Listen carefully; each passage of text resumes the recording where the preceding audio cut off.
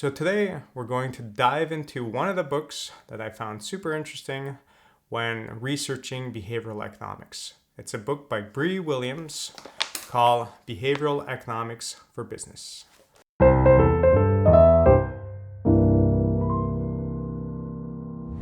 So in this book, there's a lot of really cool concepts covered, and it's really related to businesses. It takes a look at all of different applications, what some businesses have done in the past, and how that relates to behavioral economics. So it's very, very applied.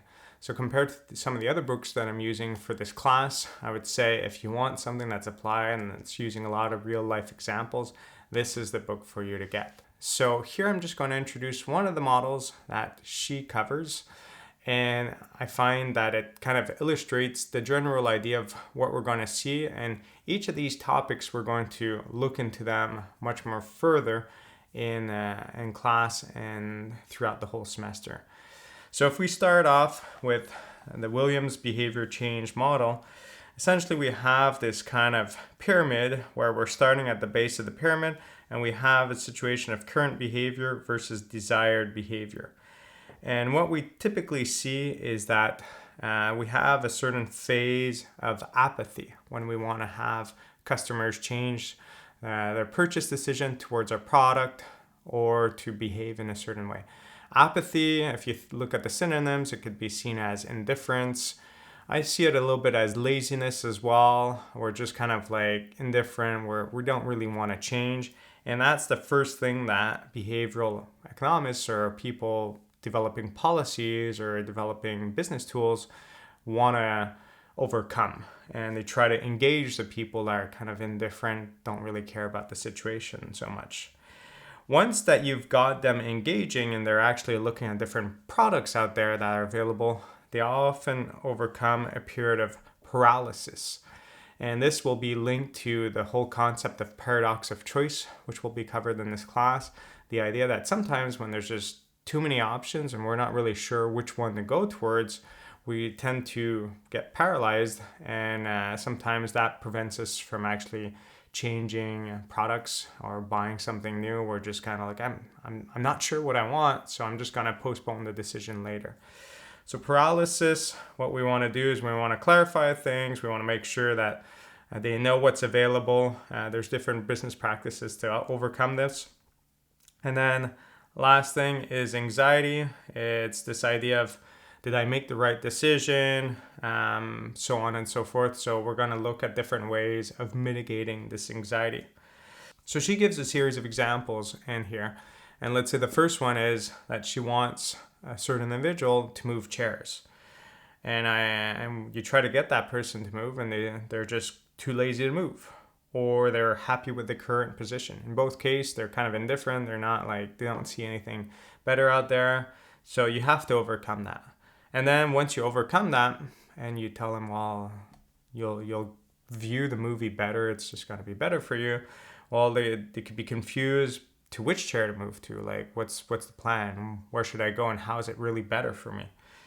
And then they might be worried about the attention they're getting and feeling embarrassed to move, which leads to a certain level of anxiety, worried about being separated from their friends, another level of anxiety. So then we could look at like more applied examples, because that's just a very general example. So another example, the private health insurer might struggle to get their members to attend the dentist annual because they find going to the dentist boring and feel that they have better things to do. That's often the case: laziness, boredom, indifference. Then if you convince them to a dentist, well, can't decide which dentist to go to, so end up not going to any. So that's that paralysis phase, that paradox of choice. And they're worried about the cost of pain or going to the dentist. There's a certain level of anxiety, so you have to kind of help them in their struggle of not feeling like they have to go. They're lazy, they're indifferent, and giving them tools to making the proper decision and to let them know how pain will be mitigated. And then there's another example here that you could look into. So this model here kind of illustrates a lot of the concepts that are covered in this class. And it's just kind of understanding how people's thought process works, why sometimes people might be going more towards status quo, default options. That's that whole lazy phase, that indifference phase. And then if they want to make a change, well, how could we kind of set up the businesses to make it as easy as possible for them to understand that different options out there and understand why our option is better. So it may be the location of the businesses, it may be showing a bunch of different options on your website and then saying that this is the most popular option, making it easier to kind of see what other people are choosing. And then it's just anxiety. It's just trying to show them how it's a risk-free situation. There's money-back guarantees. There's other tools out there to make sure that if they kind of like go back on their decision, it's not like super dangerous for them. It's not super costly. So if they know that they could fall back, they're gonna go through this process a little bit more stress-free, and it's gonna lead to less anxiety. So like I said, all of those topics will be covered more extensively throughout the videos, but this was just kind of an introduction and also to give props to Bree Williams for writing this book, Behavioral Economics for Businesses. If you found this video interesting, please consider subscribing or joining my class where I guide you to apply and expand on the information found in these videos to real-life examples. Have a good day.